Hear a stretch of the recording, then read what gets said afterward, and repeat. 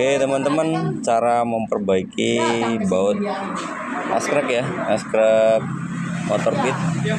Ini bagian magnet, ini nggak tahu kok, parah bener, spinya udah loncat juga, posisinya ininya udah rusak.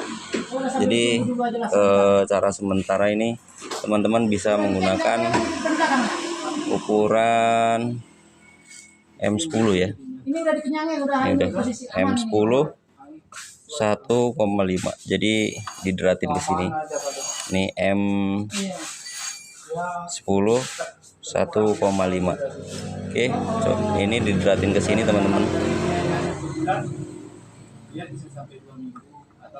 Ini posisinya udah saya tap ya. Nah, terus murnya untuk murnya teman-teman menggunakan baut 14 ya. Baut 14 ini posisinya udah jadi, posisinya ini mur 14 ya. Ini mur 14, ini yang posisi udah disenai. Sama untuk tapnya juga menggunakan M10 ini M10 1,5. Ini posisi yang udah saya tap ya.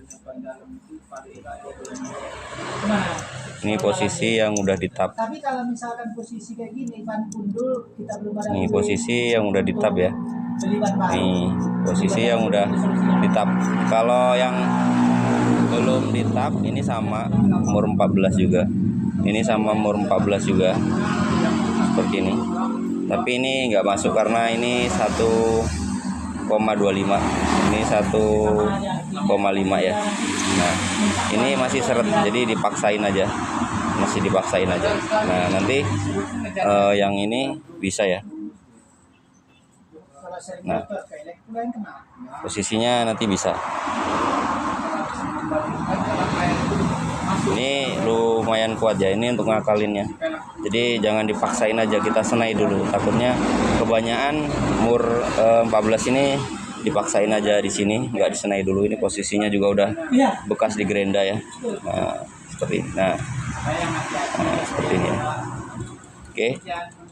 Ini ukurannya pakai M10 1,5 ya. M10 1,5. M10 1,5 sama dengan ini. Untuk membuat dratnya juga M10 1,5. Nih. Oke teman-teman, sedikit informasi ya, semoga informasi ini dapat bermanfaat ya buat teman-teman. Oke, terima kasih.